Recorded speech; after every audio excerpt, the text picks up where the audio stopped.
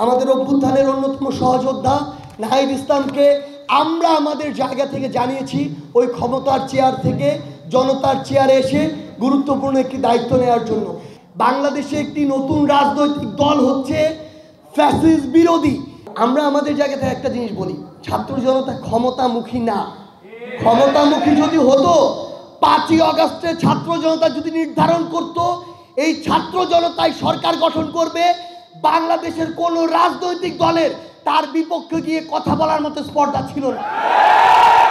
কিন্তু আমরা ওই 5ই আগস্টে বিজয় নিশ্চিত হওয়ার সাথে সাথে বাংলাদেশের সকল রাজনৈতিক দলের প্রধানদের সাথে কথা বলেছি।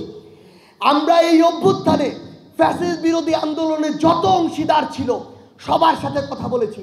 সবার মতামতের ভিত্তিতে এই উপদেষ্টা মণ্ডলী হয়েছে। তাই আমরা এখনো আমাদের জায়গা থেকে ক্ষমতাকে দেখছি না, আমরা জনতাকে দেখছি। জনতাকে সামনে রেখে অন্তর্বর্তীকালীন সরকার যদি মনে করে ডিসেম্বরে, জানুয়ারিতে, ফেব্রুয়ারিতেই নির্বাচনের উপযুক্ত সময়, আমরা দ্বিমত করব না। কিন্তু আমরা স্পষ্ট করে একটা কথা বলি, যদি এই নির্বাচনটিকে যে কোনো শক্তি, যে কোনো পক্ষ, যে কোনো গোষ্ঠী এই নির্বাচনকে সামনে রেখে বিন্দু মাত্র ক্ষমতার অপব্যবহার করার চিন্তা করে, বিন্দু মাত্র প্রভাবিত করার চেষ্টা করে যে কোনো বাংলাদেশের একটি সেন্টারে, তাহলে ওই সেন্টারটি হবে আমাদের পাল্টা আরেকটি অভ্যুত্থানের ক্ষেত্র।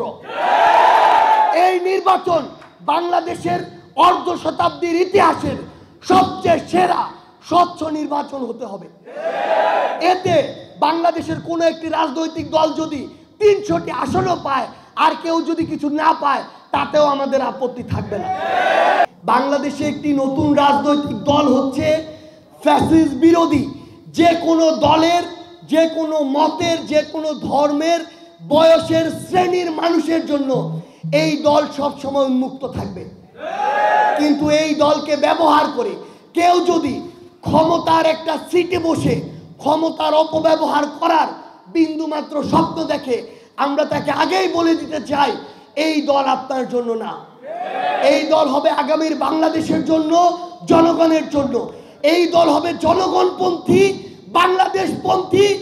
যে কোনো যারা দেশের বাইরে এবং দেশের ভিতর থেকে আমাদের উপরে বিভিন্নভাবে ক্ষমতার আগ্রাসন চালাতে চায়, এই দল হবে সেই আগ্রাসন বিরোধী।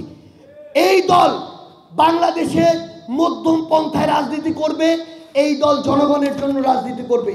আমাদের অভ্যুত্থানের অন্যতম সহযোদ্ধা নাহিদ ইসলামকে আমরা আমাদের জায়গা থেকে জানিয়েছি ওই ক্ষমতার চেয়ার থেকে জনতার চেয়ারে এসে গুরুত্বপূর্ণ একটি দায়িত্ব নেওয়ার জন্য। এবং আপনাদেরকে স্পষ্ট করে বলি, মিডিয়া থেকে শুরু করে বিভিন্ন জায়গায় এমন অনেক মহল রয়েছে যারা আমাদের মধ্যে বিভাজন ঘটানোর জন্য বিভিন্ন পদের বিপরীতে বিভিন্ন জনকে বসিয়ে বিভিন্ন রকমের তথ্য বা নিউজ ছড়াচ্ছেন। স্পষ্ট করে একটা কথা বলি, যে কোনো একটা নির্দিষ্ট পদের বিপরীতে এই নতুন দলে অভ্যুত্থানের কোনো যদি 20 জন সহযোদ্ধাও থাকে, তারপরও আমাদের ভিতরে মত পার্থক্য থাকতে পারে, কিন্তু দলের প্রশ্নে, দেশের প্রশ্নে আমাদের ভিতরে বিন্দুমাত্র বিভেদ হবে না। সবচেয়ে যোগ্য একজনকে ওই পদটিতে বসিয়ে বাকিরা হয় অন্য পদে যাবে, না হয় প্রয়োজন নেই। এখন প্রয়োজন হচ্ছে কাজ করার।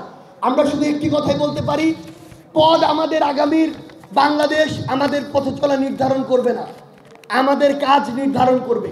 আপনাদের আশেপাশে আমাদের কাছে এরকম অসংখ্য খবর আসে, বিভিন্ন রাজনৈতিক দল যারা ফ্যাসিস্ট বিরোধী লড়াইয়ে ছিল কিন্তু এখন বিভিন্ন সুবিধার আশায়, বিভিন্ন টাকার আশায়, বিভিন্ন ক্ষমতার আশায় তারা এখন ওই খুনিদেরকে আবার বিভিন্নভাবে প্রশ্রয় দিচ্ছে। আমাদের কাছে অভিযোগ আসে, বিভিন্ন থানার কতিপয় পুলিশ কিংবা বিভিন্ন আদালতের কতিপয় বিচারক এখনো ওই খুনিদেরকে বিভিন্ন বিনিময়ে প্রশ্রয় দিচ্ছে। আপনারা সবাই ঐক্যবদ্ধ হবেন।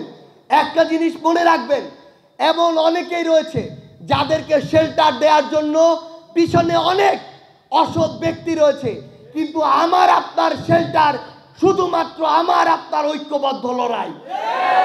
আমরা যদি ঐক্যবদ্ধ থাকি তাহলে আমাদের আর এমন কোনো শেল্টারের প্রয়োজন নাই।